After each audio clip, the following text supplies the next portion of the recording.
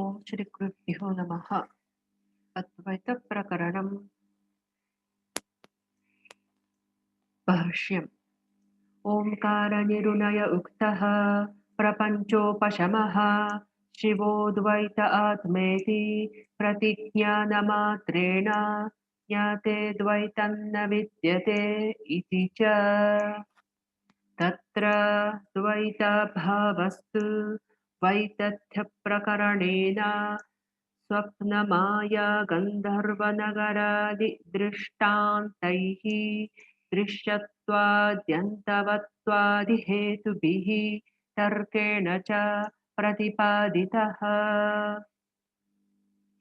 अद्वैतं किम् आगममात्रेण प्रतिपत्तव्यम् आहोस्वित् तर्केणापीत्यत आह शक्यते तर्केणापि ज्ञातुं तत्कथम् इति अद्वैतप्रकरणम् आरभ्यते। उपास्य उपासनादिभेदजातं सर्वं वितथं केवलश्चात्मा अद्वयः परमार्थ इति स्थितम् अतीते प्रकरणे यतः उपासनाश्रितो धर्मो जाते ब्रह्मणि वर्तते प्रागुत्पत्तेरजं सर्वं तेनासौ कृपणः स्मृतः। उपासनाश्रितो धर्मो जाते ब्रह्मणि वर्तते प्रागुत्पत्तेरजं सर्वं तेनासौ कृपणः स्मृतः। भाष्यम्। उपासनाश्रितः उपासनाम् आत्मनो मोक्षसाधनत्वेन गतः उपासकोऽहं ममोपास्यं ब्रह्म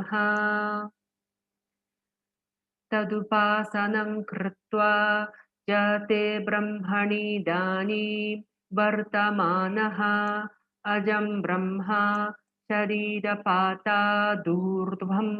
प्रतिपत्स्ये प्रागुत्पत्तेश्च अजम् इदं सर्वम् अहं च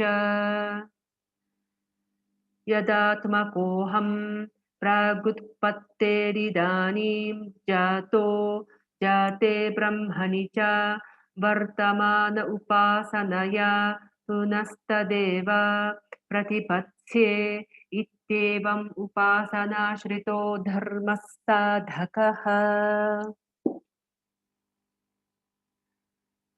येनैवं क्षुद्रब्रह्मवित् तेनासौ कारणेन कृपणो दीनोऽल्पकः स्मृतः नित्याज्यब्रह्मदर्शिभिः महात्मभिः इत्यभिप्रायः।